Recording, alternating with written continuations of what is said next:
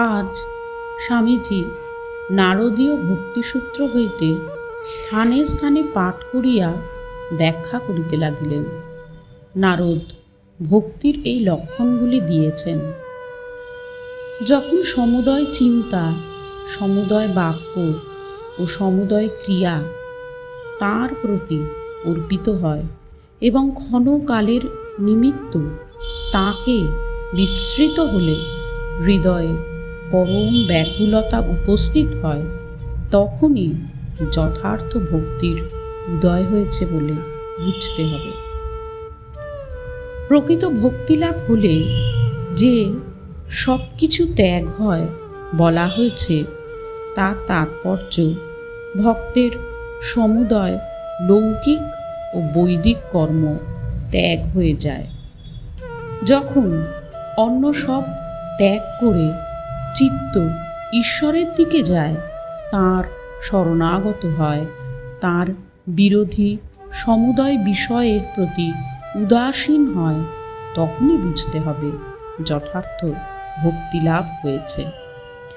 যতদিন না ভক্তিতে দৃঢ় প্রতিষ্ঠিত হচ্ছ, ততদিন শাস্ত্রবিধি মেনে চলতেই হবে।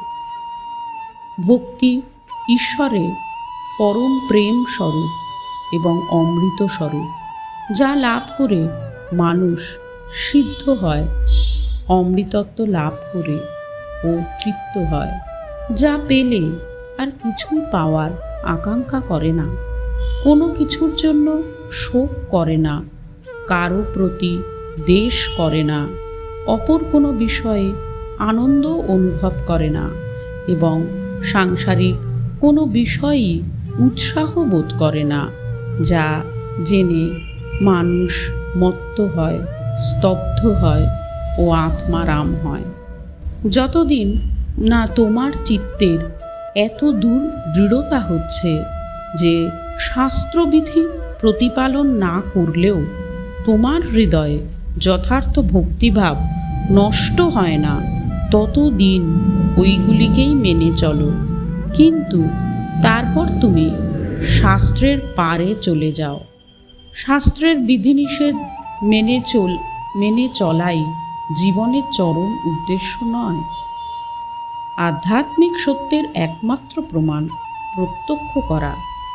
প্রত্যেককে নিজে নিজে পরীক্ষা করে দেখতে হবে। যদি কোনো ধর্মাচার্য বলেন, আমি এই সত্য দর্শন করেছি, কিন্তু তোমরা কোনো কালে পারবে না, তার কথায় বিশ্বাস করবে না। কিন্তু যদি তিনি বলেন, তোমরাও চেষ্টা করলে দর্শন করতেই পারো, কেবল তারই কথায় বিশ্বাস করবে। জগতে সকল যুগের, সকল দেশের, সকল শাস্ত্র, সকল সত্যই বেদ, কারণ এই সব সত্য প্রত্যক্ষ করতে হয়, আর যে কোনো মানুষই ওই সব সত্য আবিষ্কার করতে পারে। যখন ভক্তি সূর্যের কিরণে দিগন্ত প্রথম উদ্ভাসিত হয়ে ওঠে, তখন আমরা সকল কর্ম ঈশ্বরে সমর্পণ করতে চাই এবং এক মুহূর্ত তাঁকে বিস্মৃত হলে অত্যন্ত দুঃখ অনুভব করি।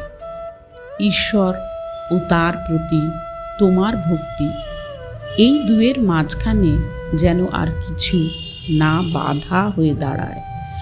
তাকে ভক্তি করো, তার প্রতি অনুরাগী হও, তাকে ভালোবাসো। জগতের লোক যে যা খুশি বলে বলুক, গ্রাহ্য করো না। প্রেম ভক্তি 3 প্রকার। প্রথম প্রকারে দাবির ভাব রাখে, নিজে কিছুই দেয় না। দ্বিতীয় প্রকারে বিনিময়ের ভাব থাকে। তৃতীয় প্রকারে প্রতিদানের কোনোই চিন্তা নেই, যেন আলোর প্রতি পতঙ্গের ভালোবাসা, পুড়ে মরবে তবুও ভালোবাসতে ছাড়বে না। এই ভক্তি কর্ম, জ্ঞান ও যোগ অপেক্ষাও শ্রেষ্ঠ। কর্মের দ্বারা কর্মকর্তার নিজেরই চিত্তশুদ্ধি হয়ে যায়, তার দ্বারা অপরের কোনো উপকার হয় না। কর্মের দ্বারা আমাদের নিজেদের সমস্যা সমাধান করতে হবে। মহাপুরুষেরা কেবল আমাদের পথ দেখিয়ে দেন মাত্র। যা চিন্তা করবে তাই হয়ে যাবে। যিশুর প্রতি যদি তুমি তোমার ভার দাও, তাহলে তোমায় সদা সর্বদা তাঁকেই চিন্তা করতে হবে।